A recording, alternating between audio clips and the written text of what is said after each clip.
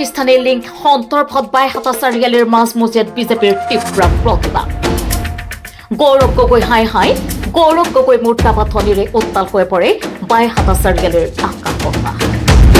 কমলপুৰ বিধানসভা সমষ্টিৰ ভাৰতীয় জনতা পাৰ্টিৰ বেজেৰা মণ্ডল, কমলপুৰ মণ্ডল আৰু বিহটিয়া মণ্ডলৰ উদ্যোগত উলিওৱা এই প্ৰতিবাদী কাৰ্যসূচীত প্ৰায় ৫,০০০তকৈ অধিক বিজেপি কৰ্মী অংশগ্ৰহণ কৰাৰ উপৰিও কমলপুৰ সমষ্টিৰ বিধায়ক দিগন্ত কলিতাই অংশগ্ৰহণ কৰে।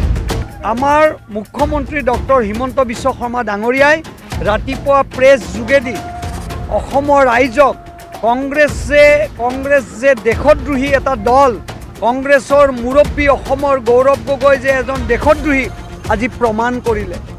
পাকিস্তানৰ এজেণ্ট হিচাপে কাম কৰি থকা গৌৰৱ গগৈক অসমৰ ৰাইজক আহ্বান জনাইছোঁ, নস্যাৎ কৰক। এনেকুৱা দেশদ্ৰোহী ব্যক্তিক অসমৰ ৰাইজে কেতিয়াও একচেপ্ট নকৰে। আৰু আমি আজি সমগ্ৰ অসমত প্ৰত্যেকটো সমষ্টি, প্ৰত্যেকখন জিলাত গৌৰৱ গগৈৰ বিৰুদ্ধে ৰাইজে হিল্লোল ভাগি ওলাই আহিছে।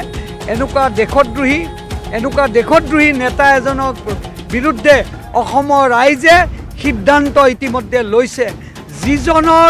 যিজনৰ পৰিবাৰ 2011ৰ পৰা কংগ্ৰেছ চৰকাৰৰ দিনত থকালৈকে পাকিস্তানৰ এজেণ্ট হিচাপে কাম কৰিছিল, পাকিস্তানৰ দৰমহা লৈছিল, পাকিস্তানৰ লগত সম্পৰ্ক ৰাখিছিল আৰু ভাৰতবৰ্ষৰ সাৰ্বভৌমত্ব আৰু ইণ্টিগ্ৰিটিৰ ওপৰত গৌৰৱ গগৈ প্ৰশ্নবোধক আহিছে। এনেকুৱা সাংসদক ইতিমধ্যে আমি কৈছোঁ তেখেতক এৰেষ্ট কৰিব লাগে আৰু সৰ্বোচ্চ ন্যায় প্ৰক্ৰিয়াৰে তেখেতৰ ন্যায় ব্যৱস্থা কৰিব লাগে। কাৰণ তেখেতৰ ওপৰত যি আৰোপ লাগিছে, কেন্দ্ৰীয় চৰকাৰলৈ ইতিমধ্যে মুখ্যমন্ত্ৰী আৰু অসম চৰকাৰে আৰু কেবিনেটে কালি সিদ্ধান্ত লৈছে।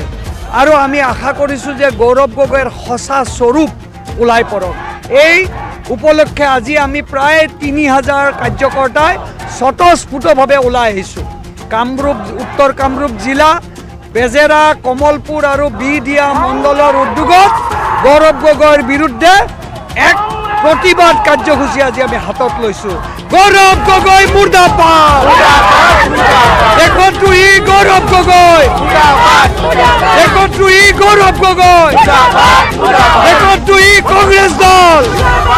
ৰঙিয়াৰ পৰা ৱাছিম আক্ৰমৰ ৰিপৰ্ট, JBP ভাৰত।